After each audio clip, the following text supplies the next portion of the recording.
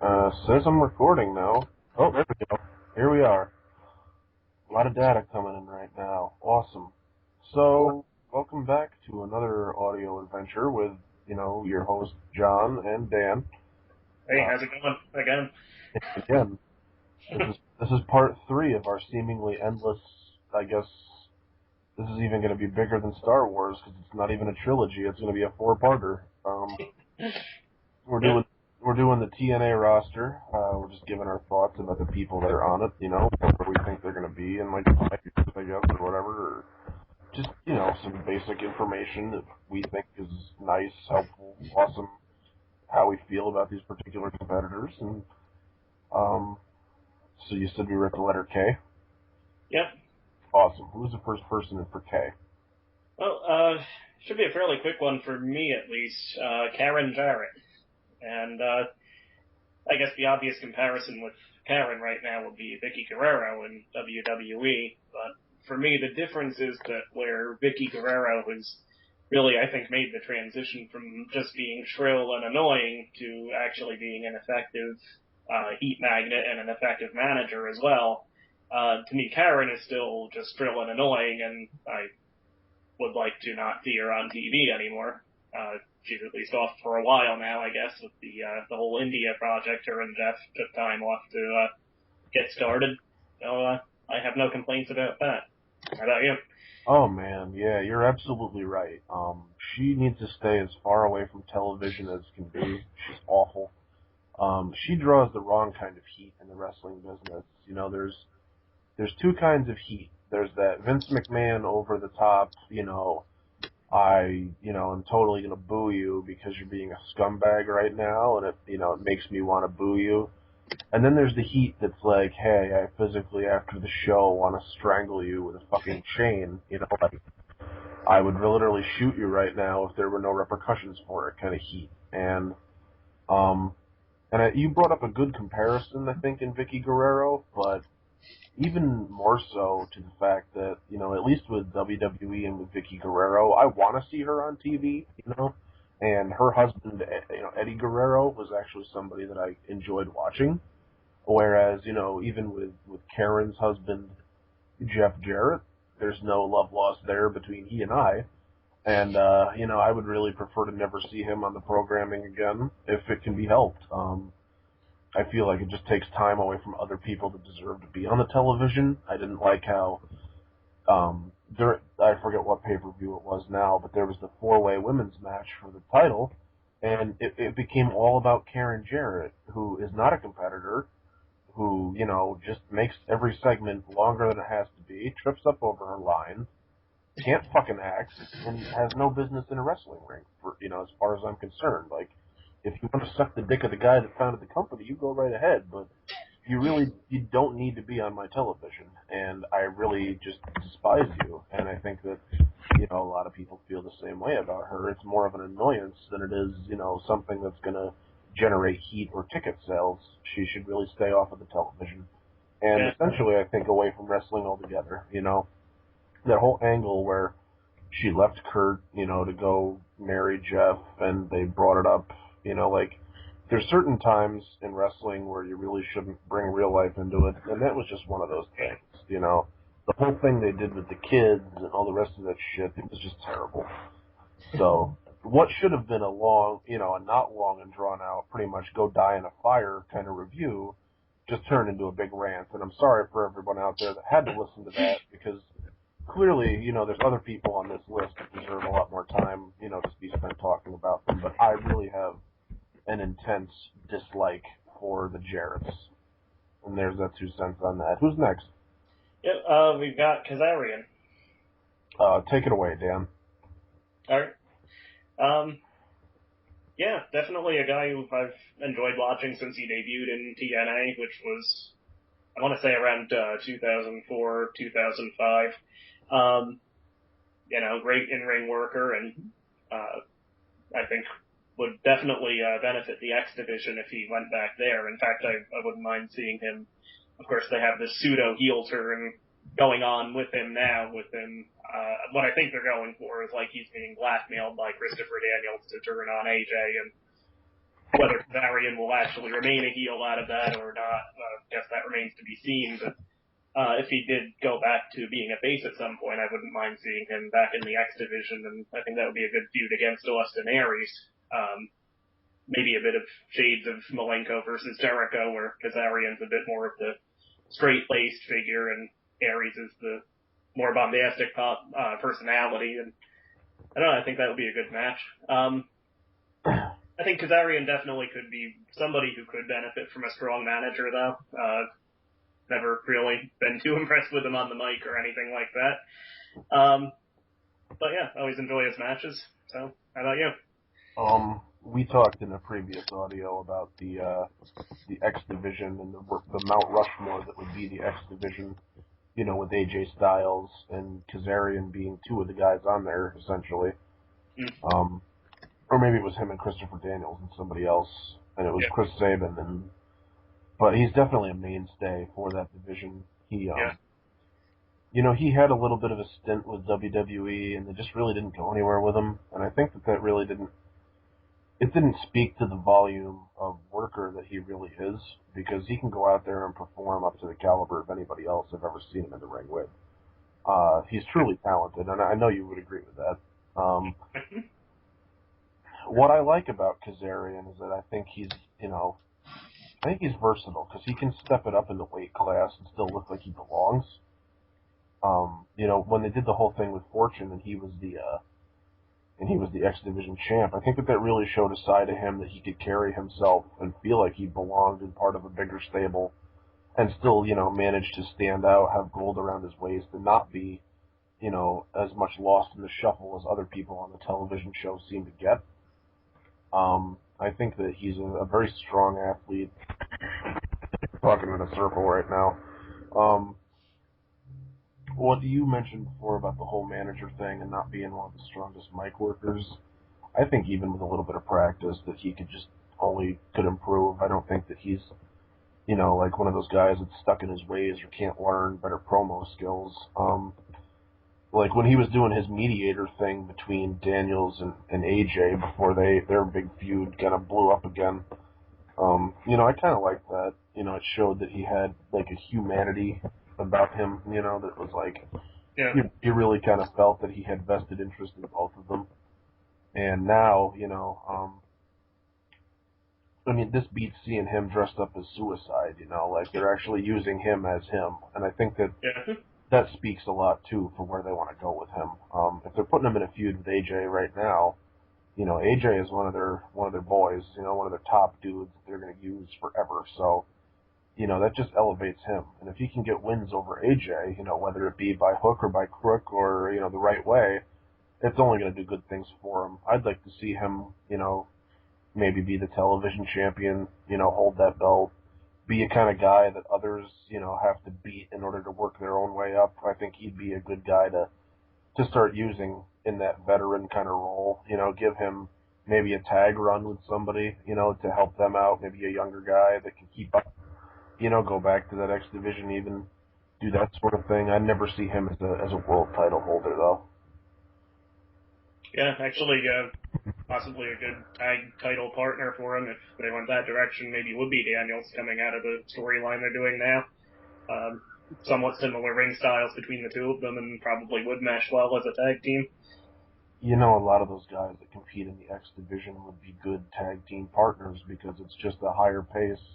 It reminds me of matches that used to have like the Rockers or somebody in them, people that used to do tandem moves, very much in the style of Motor City Machine Guns, very much in the style of Beer Money, bring a lot of that acclaim back to the business. Who's on their list next? All right, we got Kid Cash. Go ahead. Let you go first this time. Oh, me? Yeah, go ahead. Well, he's getting kind of older. I don't think he's Kid Cash anymore. I think he's fully grown man Cash. But, you can't deny that he's got an important spot on that roster, especially if guys like Jesse Sorensen are going to feud with him. If they bother to feature that on TV, from week to week, then you can tell that they obviously want to use him to get other people over. I don't see him being really prominent in the company, but I see him as like a stepping stone kind of guy, and I would see him as somebody later on down the road, since he's deserved to be there already, that they would use him maybe as an agent or as a trainer, or give him a position, within the company later on down the road where he does something behind the scenes, booker or something, because I think that he would really excel in a role like that, or maybe even be a manager for somebody, 'cause he can definitely talk on the mic, Yeah, and at one time, this was probably back in, again, 03, 04, he was having his first heel run in TNA and really was one of the most effective heels in the company and one of the most hated. So, yeah, I could see a manager role being good for him if he retires in the next few years. But yeah, as for the time being, I definitely agree. I see him as, I think he used the term gatekeeper when we were talking about Devon one or two audios ago. And yeah, I kind of see him in that role in the X division currently. Not the top heel, but maybe the number 2 or number 3 heel that an upcoming babyface has to beat to get themselves over before they move on to a feud with Austin Aries or whoever the top heel by that point would be. you're absolutely right. I mean, we all have a lot of the same ideas, obviously, because we've been watching wrestling together since we were, like 13? I mean, come on. Yep. But, a lot of this is just things that you pick up on watching it, being a fan for so long, when you see somebody that's got good managerial potential, that's something that, stands out. Like, even somebody like a Chris Jericho in WWE, when his time is done, I would love to see him come back and either do commentary or be a manager, because I just want to hear him. He's got Yep. gift. And No, it's, oh, sorry, go ahead. and it's the same thing they're doing with guys like William Regal now. Like, I hear him on commentary on NXT, and although not a lot of people watch that show necessarily, it's a wonderful idea to do because he's such a good heel commentator. Yeah, and I know I've said this, obviously not on audio or anything before, but many times just in real life, that really one of my favorite things about NXT Season 1 was actually Jericho's work as Wade Barrett's manager on that show. He's throwing him around like a toy. Like a toy. Talk Yeah, about I it. see it. So talk about it. I am talking about it. We'll talk about it more. It's just a great role for him.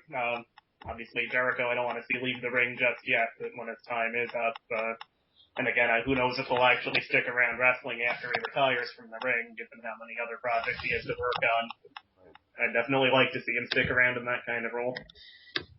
Well, I would see him much better fit for doing a role like that than doing his Fozzy tours at age 40. You know what I mean? Like, hey, if you want to do death metal at 40, go right ahead. But Yeah.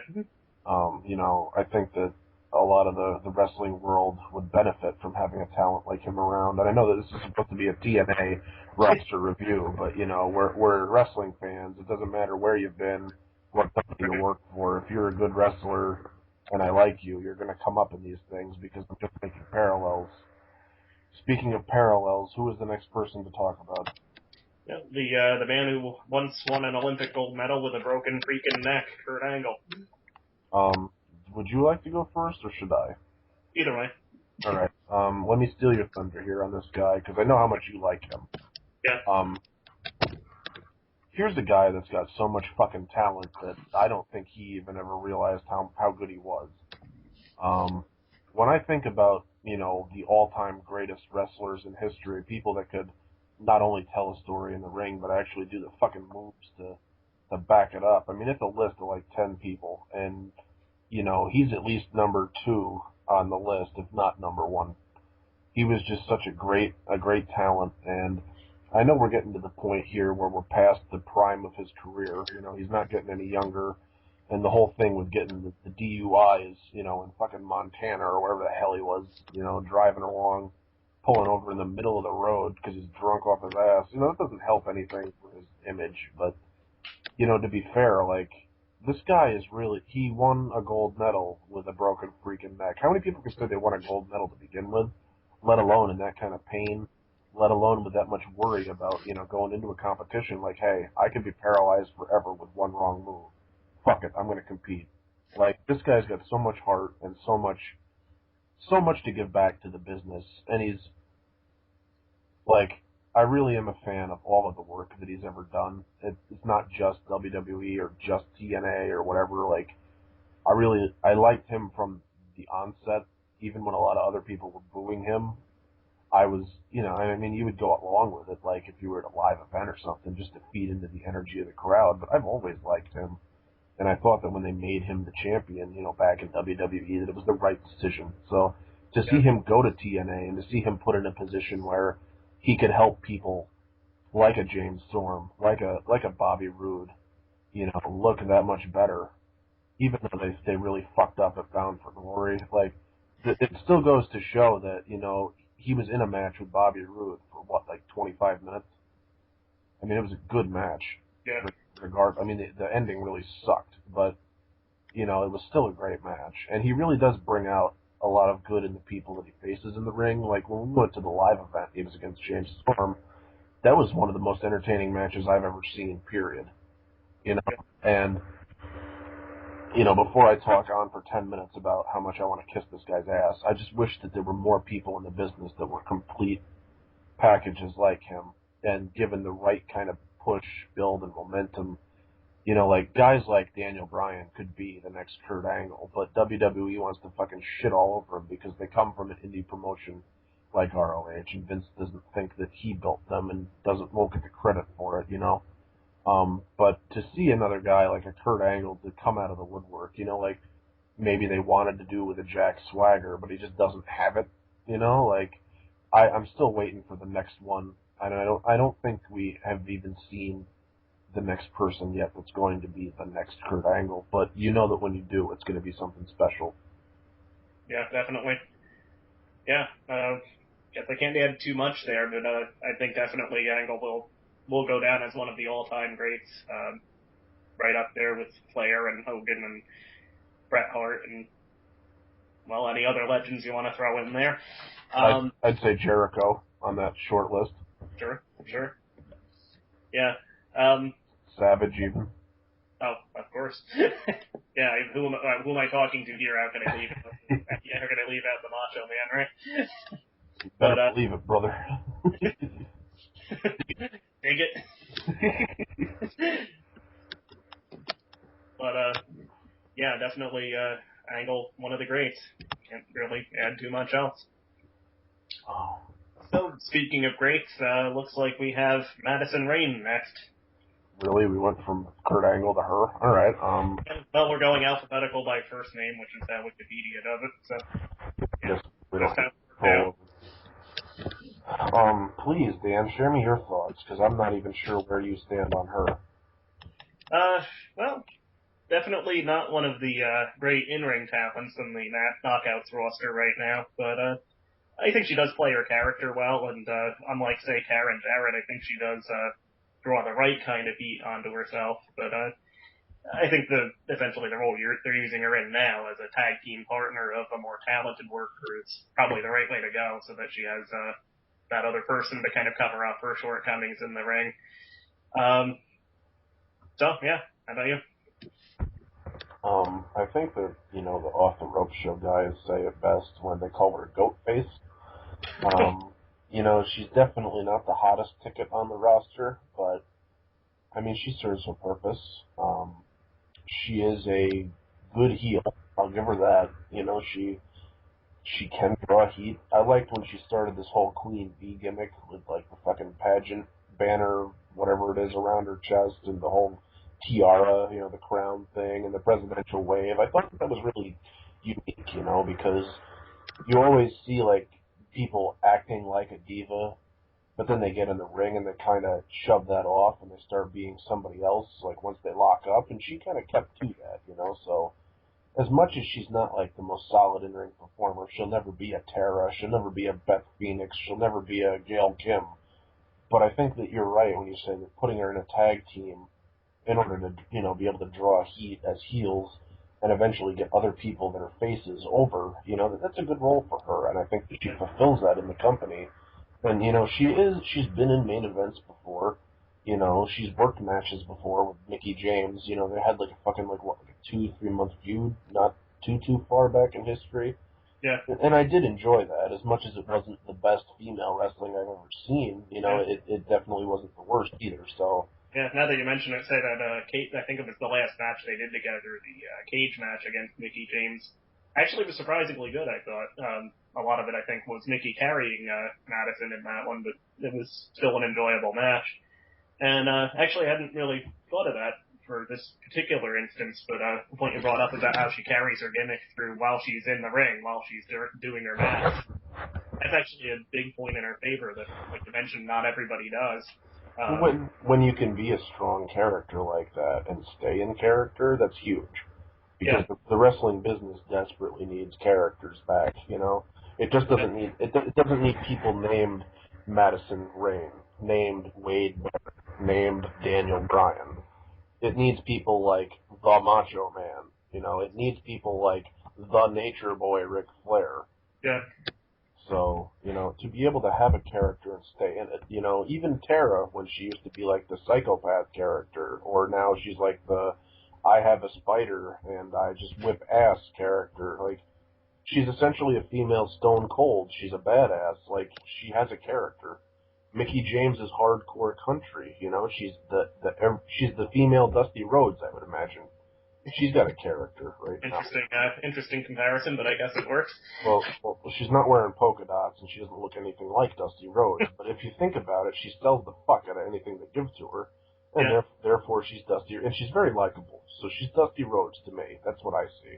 yeah, But yeah, like Madison Rain, like I can't shit on her too much. Like she really does what is expected of her, and I think that she does it exceedingly well. So there you go. yeah. Yeah, and again, the whole staying in character and knowing how to work the crowd during the match. Even this is another bizarre comparison, but say Hulk Hogan. I don't think anybody would ever accuse him of being a great technical wrestler or anything like that. But what he was a master of was working the crowd, of crowd psychology, and And that knowing what to do when. So he didn't have a lot of moves he could do. He had the leg drop, the back break, and punches and kicks, but he always knew how to have the crowd eating out of the palm of his hand. I don't think Madison's on that level quite yet, but yeah, again, definitely that's something that goes a long way to making a match entertaining. it's all about crowd psychology. You can be the best technical wrestler in the world if you don't know when to do it or at the right time or how to get it over, with the crowd, then you're never going to make it. Yeah. So now that we've talked that to death, It's funny how the ones I don't expect to talk about too long actually end up being the longest ones. Anyway, let's see, who's next? Magnus. this is a guy I don't know a hell of a lot about, but from what I've seen of him, I really like him. I can remember. I just took over here. I'm really sorry. This is probably supposed to be you going. That doesn't matter.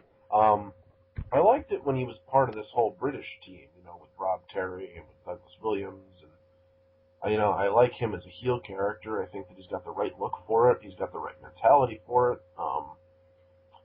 He's an altogether, great package of a guy to me. He does his moves pretty fluidly, I would say, in the ring. He can talk, which is great. He's got a British accent, so that immediately gets you over with heel heat, whenever you're in the States.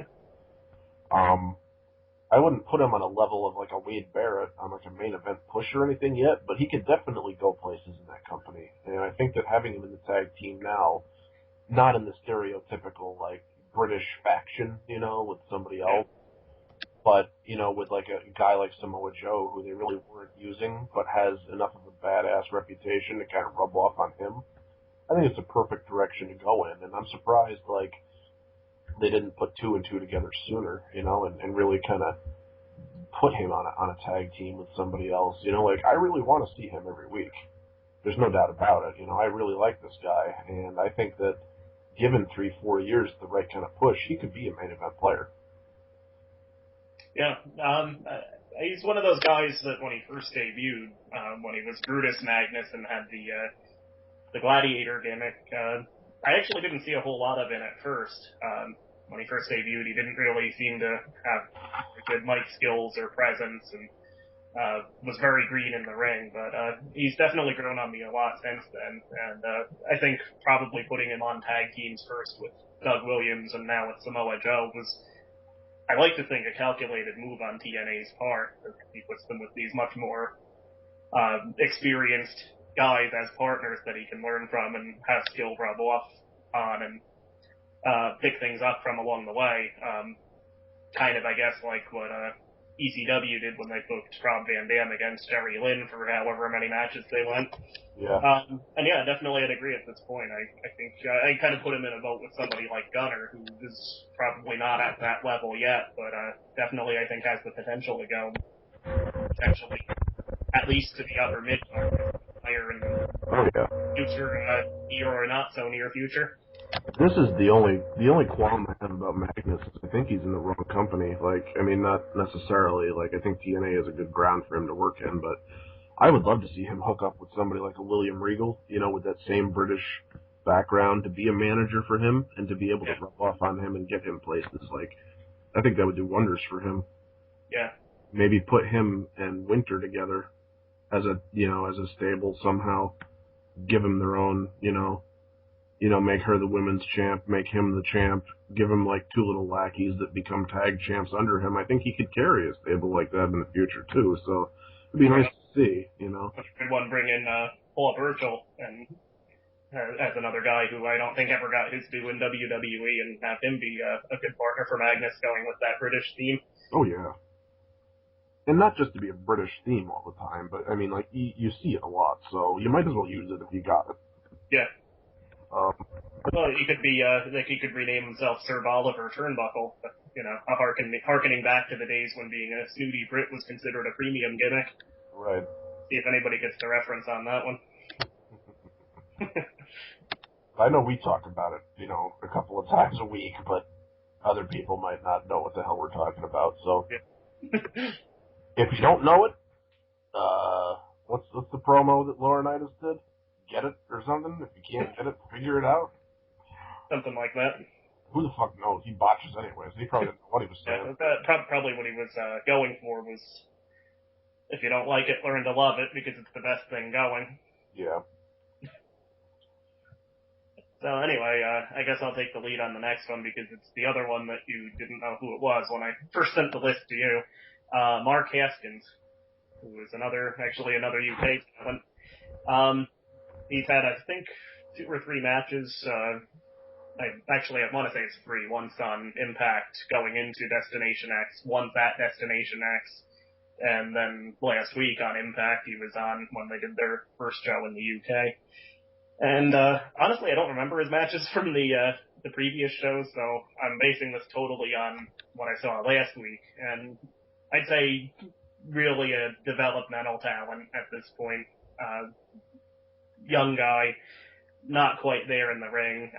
That really nasty landing from the shooting star press he attempted, and didn't quite seem to have the timing down as far as the moves go. And to his credit, Austin Aries, his opponent, did definitely carry him to a good match, but he's somebody that I don't see as being anywhere near a title player in the X division or anything like that now, but given probably several years, maybe could go places. Again, that's basing it on one match, so take it for what it's worth. But anyway, I don't know if you actually saw that match or not, so feel free to comment or not.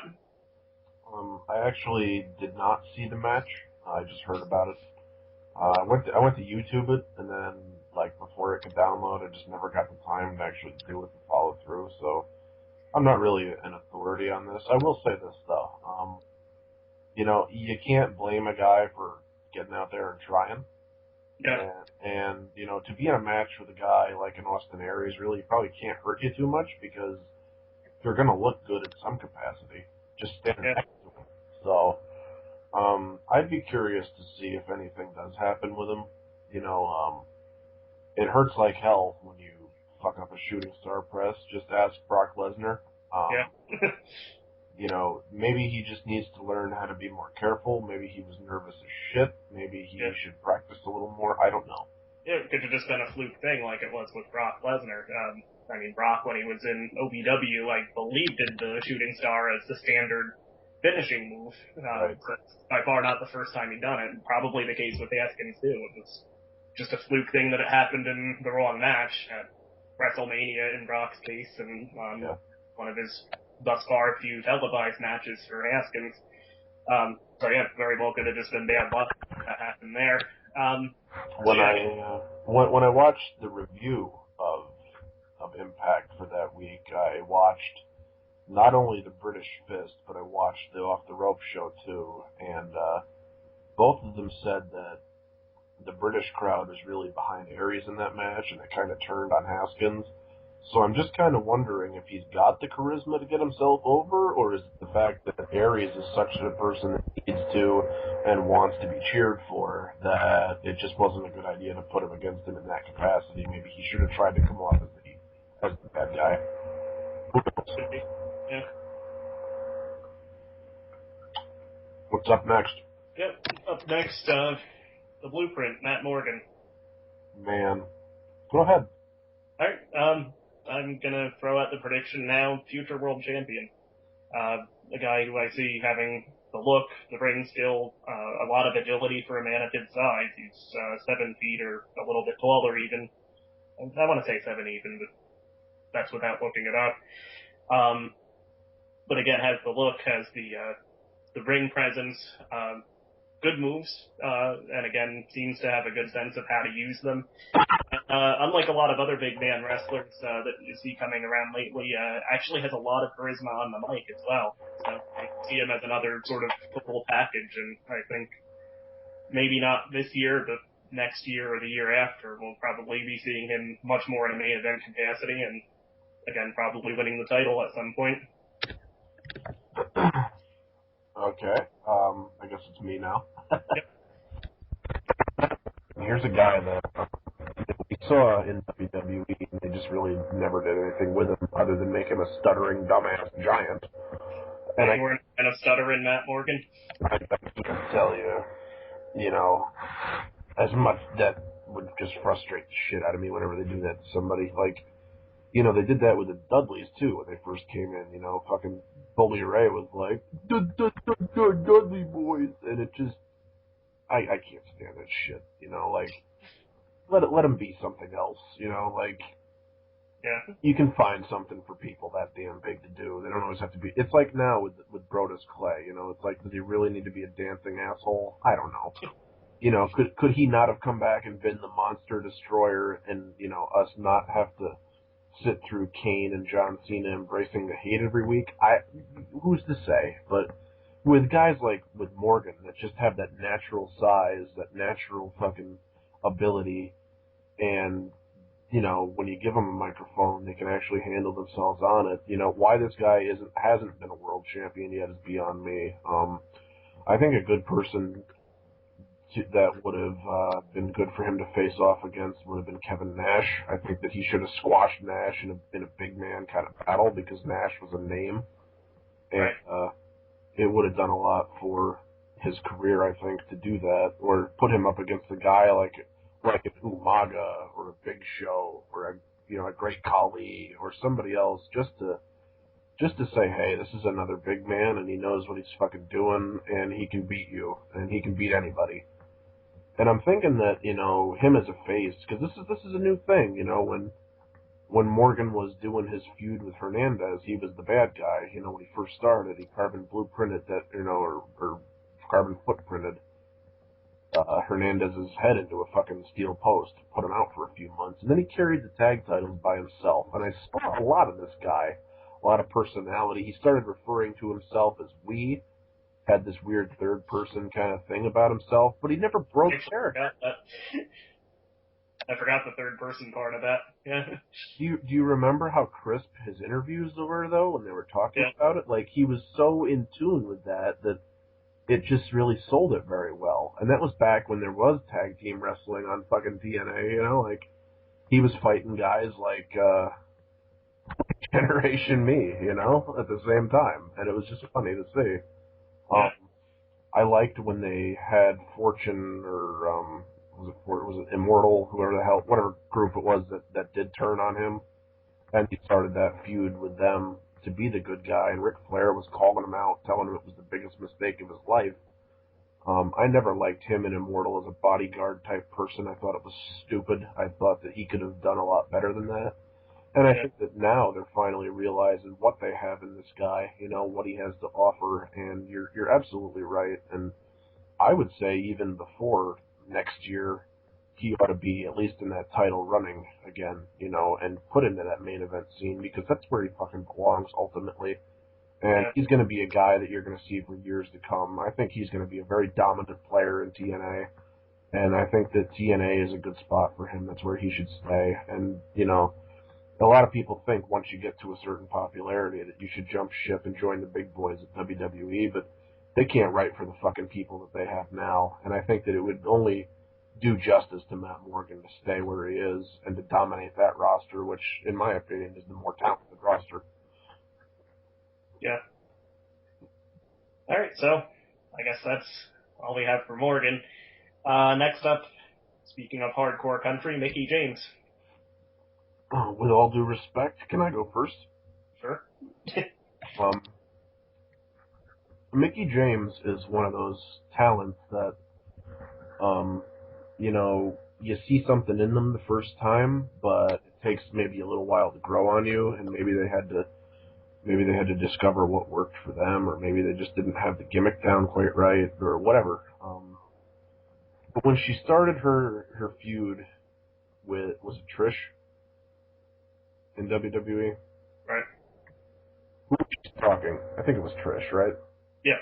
Yeah. Okay, yeah, like around that time, to me, it seemed like they were really going to do something big with her. And then I felt that WWE didn't really give her the chance to, carry that title as far as she could have, or gave her the prominence and the featuring that she probably deserved. Because when she came to TNA, like ever since she's been in TNA, I feel like they've really used her a lot more, featured her, given her the respect and credibility that she's due.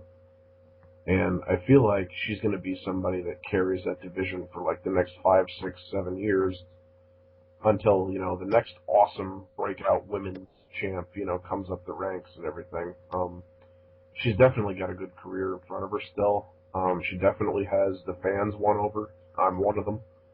I remember at the live event we saw her versus Gail Kim, and it was a really great match, and it made me feel like TNA has a lot of hope for their knockouts division. And I think that if you put belts on the backs of people like Mickie James and Tara and Gail Kim's, people that really know how to work, that you can get the most out of that division. Yeah, definitely. Pretty much agree on all points there.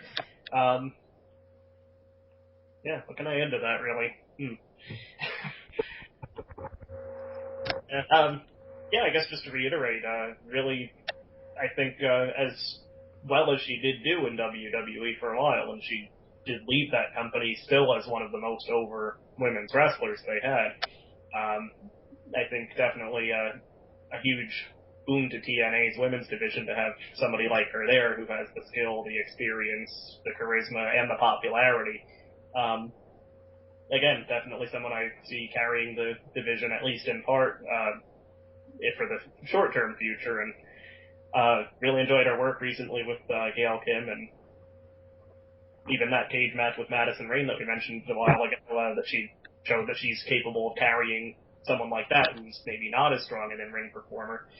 I am glad that she's at least right now out of the title picture, just so we get to see somebody different, but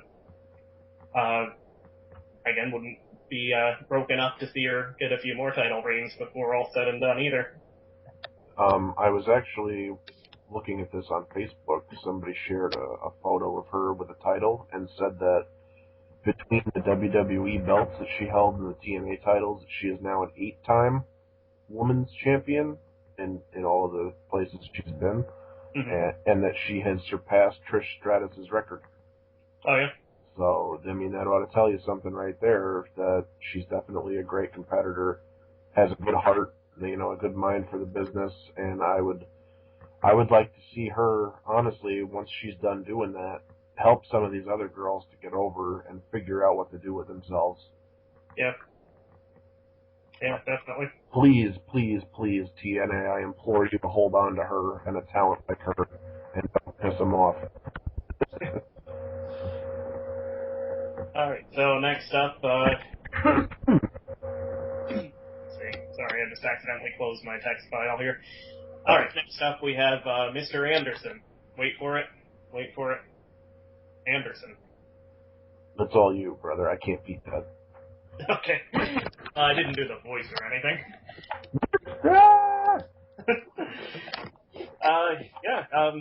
Speaking of Mr. Anderson, where has he been lately? We haven't seen him in a little while. Another, I think, big boost to TNA just to get that level of talent in. Again, maybe not the greatest in-ring worker in the world, but he definitely, I think, has a certain star power about him. I guess his gimmick ultimately does boil down to being able to say his name twice in a row, but always I've enjoyed his work on the mic, and again, he's not bad in the ring. So yeah, definitely someone I do enjoy seeing when he's around, and yeah, I guess I'm kind of going in circles here, so You know, I just a little bit and I'll jump back in. So, you know, with Mr. Kennedy here, if you don't know him from WWE, you definitely should. This was a guy that was on the fast track to success until backstage politics and injuries kind of really fucked him over there. Yeah. And if you don't know who we're talking about backstage politics, I'll bring up two names here, one Triple H and one Randy Orton. Triple H, of course, sucked the heat and the momentum out of anything that would potentially threaten his top spot. And, you know, he saw something in Kennedy that frightened him because he saw the reaction he was getting. You know, his reign as the U.S. champ, you know, was really popular. He won Money in the Bank. He was going to go places. And, you know, then he locked up with Orton in the ring. And if you watch the match where supposedly he dropped Orton on his bad shoulder, I've watched it again and again. I don't think that Anderson was reckless in the ring at all. I've seen him, you know, in a match against Bully Ray not all that long ago, and he tried to put Bully Ray through the table. The table didn't break. Was that really his fault? No. I don't think he's reckless at all. I think he handles himself and all his neck breakers and some of his other moves really smoothly in the ring. And, you know, I think he's a very good talent. I'm kind of pissed that they put him against Jeff Hardy, somebody that, you know, really wasn't up to snuff as their champion, got involved in that storyline, and got taken the belt away from him, I think, way too early, just to satisfy that storyline with Immortal.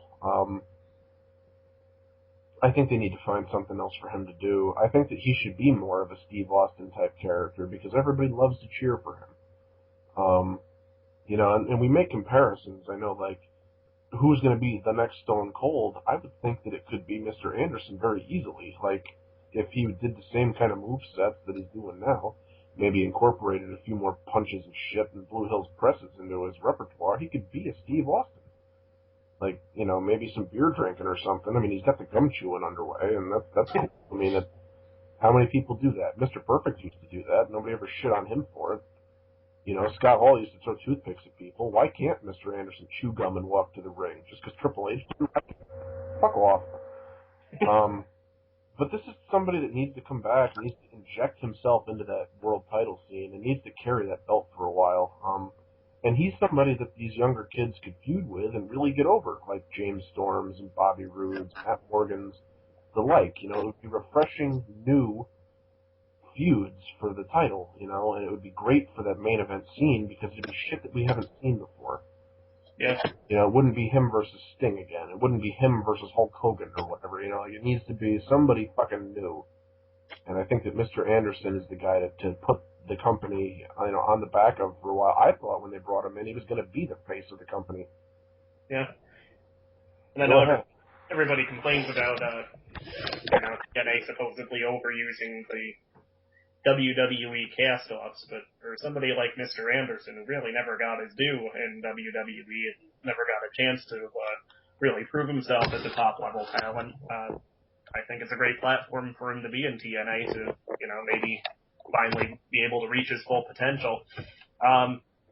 So yeah, I do hope that he'll come back soon and that they'll find a good place for him on the card instead of just going against Jeff Hardy again or Abyss again and a go nowhere feud like I guess that wasn't the last one he was involved in, but just the one that sticks in my mind. I think he was with Bully Ray last when we saw him. Yeah, you're right. Yeah, so I think that's enough about him, though. I guess just the one last thing to add, the feud against Jeff Hardy did at least have one great moment when he won the Jeff Hardy title belt, the custom belt Hardy had made, and Anderson did the backstage promo later saying that this isn't the championship belt, it's a piece of crap that Jeff Hardy drew. And I think it ended I could shove a pencil up my ass, squat over a piece of paper, and draw something better than this myself. Yeah. I know it completely buried this special custom title that TNA had just blown a lot of money on having made, but I think it was worth it. Yeah, nobody will ever deny his promo skills and his microphone ability. That was what got him noticed, I think, in the first place. Yeah.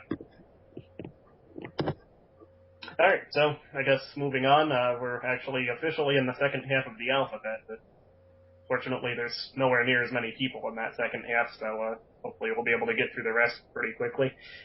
No, maybe not quickly, but we'll see. We'll see. Anyway, on to the letter O. Only one person in it, ODB. There's nobody with an N name in TNA, huh? Probably not. Alright. You're starting to go first here, man. Oh, alright. ODB. I'm kind of interested, actually, to see where her current push leads. She's, since we made the Stone Cold comparison with Mr. Anderson before, she's somebody who I could potentially see maybe being, say, a female Stone Cold. She actually does have a few similar moves, now that I think of it. I believe I have seen her do the Thesz press, followed by punches at some point or another. But she seems to have that kind of working class gimmick down pretty well. Really, we've mostly seen her work in comedy angles and comedy storylines with various love interests being Cody Deaner before, I guess that was in 2008 maybe, and of course with Eric Young now. So I'd actually be interested to see what she could do with a more serious gimmick or a serious push. But even her current storyline with Eric Young, it does seem to be leading towards, I'm guessing, probably the two of them first getting a title shot at the Knockouts tag belts, but maybe then she could move on to a singles run against Gail Kim, either winning the title or at least being a contender for it. That would be a new match, too. So we haven't really seen, I don't believe we've seen Gail Kim and ODB go one-on-one, so at least it would be something new and different. I guess it's me. Yep.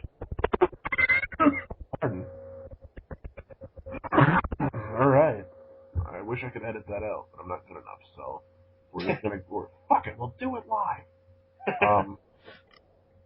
With ODB, I don't really have too much of an opinion, yay or nay.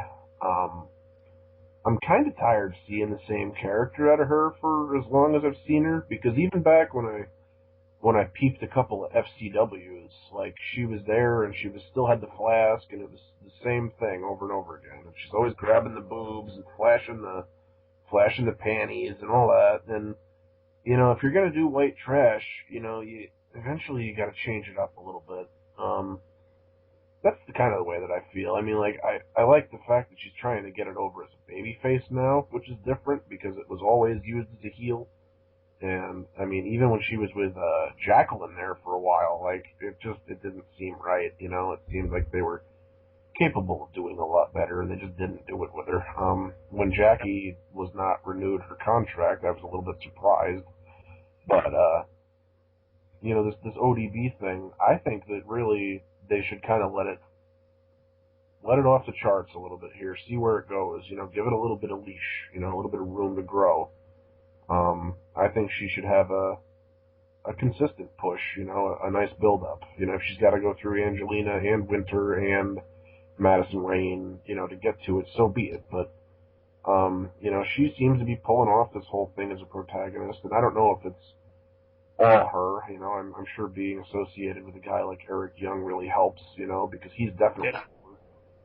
Maybe this is a good thing for her because I haven't seen her to be incredibly strong on the microphone. She seems to have the same 2 or 3 catchphrases, and then it's over.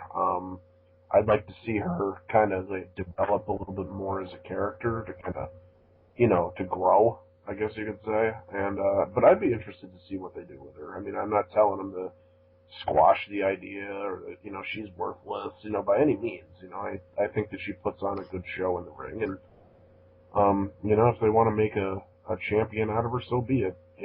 I don't know where they're gonna go with her. I don't see them with a whole lot of future sight for her. I know that she's getting a little bit of a push right now to be on television, but there was that long period of time that we didn't even see her. So, Right. Who the fuck knows? Yeah. Yeah, definitely, now that you bring that up, finding some way to freshen up her gimmick would probably be a good idea in the next several months or so after the current storyline with Eric Young ends anyway, and maybe a heel turn and maybe actually making the trash gimmick take kind of a darker turn, have her be more of like an angry, violent drunk than a fun drunk might be one interesting way to go with it. I don't know, just throwing the idea out there. Well, I mean, her name implies that she's going to be white trashy, so really, Yeah. how can you do that? Maybe she just needs a new reinvention of the character altogether, come out with a different name, or, I don't know. I don't work as a booking agent or a creative fucking staff, so I can't say which way to go with her. I just would like to see more done, that's all. Yep. Alright, so, I don't know if you, want to cut this off after the next one. I had, drawn a line on my list here, basically splitting up parts 3 and 4 into, I think, 12 and 11, and we're, at number 12 with the next one, so. Alright, yeah, we'll do this the last one, one. part 3. So yeah. we're ending part 3 on a high note, it looks like. We got none other than the Nature Boy, Ric Flair. And really, what can you say about Flair that hasn't been said a million times already? I think I introduced Hogan the same way, but, Yeah. I wouldn't even try to comment on what a legend he is, but just on how he's being used right now in this case. Again, kind of what I did with Hogan. I actually love Flair as a manager. I think that's a great role for him right now. No better talker in the business, and it's a good way to help him have him help get younger talent over, like what he's doing with Gunner right now.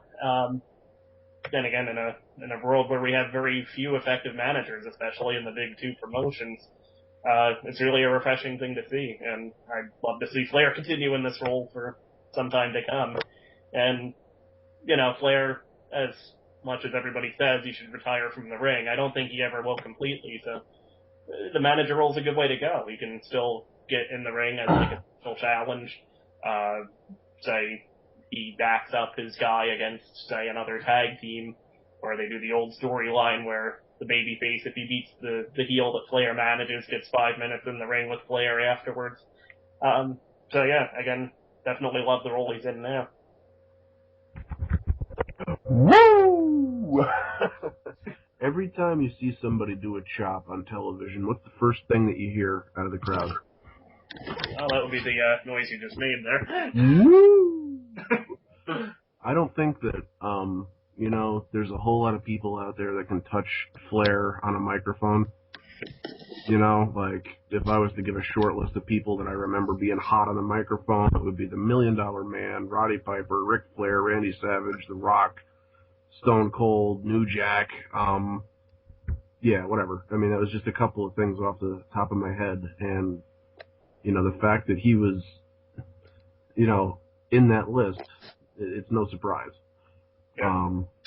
I love what they're doing with him right now as a manager. I think 15 years ago he should have been a manager and just helped to elevate some of the younger talent. I know that they were trying to really go off of his reputation and milk it for all it was worth in his WWE run, but I think being an Evolution, like that really helped out Batista and Orton. Let's get nothing, past any of the other fans around here, though. I mean, Evolution was all about Triple H. Let's not even pretend like it wasn't, but Yeah. I think that, being in a stable with Ric Flair, it only helped all of those guys, not just, H. Um, I think that Ric Flair's days of competition really need to be over. He can stay healthier not being in the ring, and I think that people will agree that, shit, he's a 16-time world champion. He's already done everything in the ring that he ever would need to do.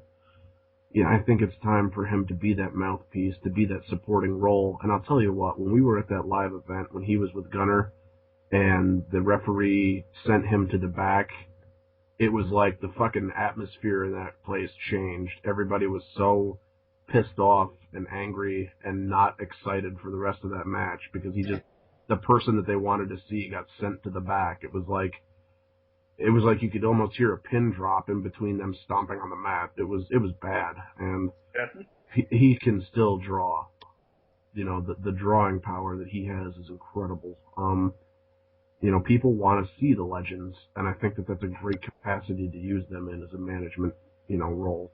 Even when he goes out onto the commentary and starts talking with Taz and Tanay about something, you still feel that passion out of him.